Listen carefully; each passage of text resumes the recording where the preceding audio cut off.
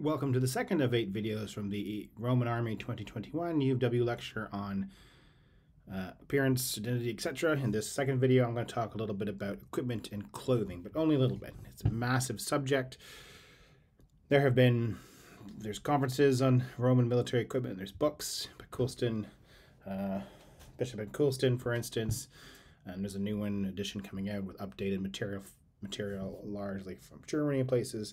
So we know a lot about military equipment, and there's a lot of variety. It changes over time. So I'm only giving you a little snippet, a taster of some of it. And not only is it, can be aesthetically interesting, pleasing, etc., but it can inform us a great deal about not just the identity of soldiers, but even how things worked in combat and so on. So there's a lot it can tell us. So I'm really just scratching the surface. But okay, so equipment and clothing.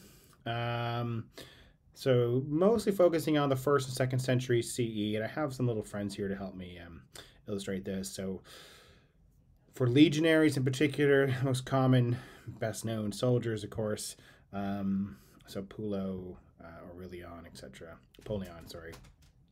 So they would obviously have a helmet, galea or cassus, a cuirass, a coat of mail, okay, the lorica, which could come in a couple different varieties. Usually at this stage, they had a rectangular shield, flat or concave, the scutum. They'd have a javelin or a spear, the pilum, and a sword, the gladius. In theory, each soldier is in charge of his own weapons, and cost would be deducted from his pay, but there were probably some sort of storage facilities and military bases, and someone responsible for watching over this stuff, the custos morum. To give you an idea of 3 possible legionaries, different armor they might use. So here are my Playmobil dudes. Again, very pasty white, take that for what it's worth. But here you can see a sort of rounded, curved scutum. He's got a pilum, the spear. He's even got in his belt a gladius, his sword, okay, which is not bad as far as Romans go. And then you can see his helmet, which is not unlike the one in the illustration there. And he has the chain armor of mail, all those little dots, as opposed to the much more famous that we see in like Trajan's column and things, the segmented armor, like this guy, who at this point is just wearing a sword and has his scutum, and so forth. So lots of varieties. Playmobil has even speculated that you can see some differences in armor reflecting maybe different kinds of officers, but that's whatever. Obviously, auxiliaries had their own things as well, and they came in many varieties because of the many different kinds of troops that there were amongst auxiliaries. So swords, spatha, slightly different kind of sword. No, a sword is not a sword is not a sword. There are lots of varieties. Different kind of javelin, spear, hasta, although some of these are Greek names, so there's other complexities there. Their armor, it probably varied somewhat, maybe more lightly armed, less heavy equipment. Some might have a heavy spear, depending if they're mounted or whatever, like a contus. Some of them used arrows, sagita. Those are just some of the varieties. And I should say there's lots of scope for individuality in all of this. So those are points worth noting. Now, some other details just to say about clothing and information in general, you can see on these slides. So there is variation in equipment. It does seem to have been some provincial variations. Not that you would go from one province to another and you'd be, radically surprised by what you see, but there would be some differences.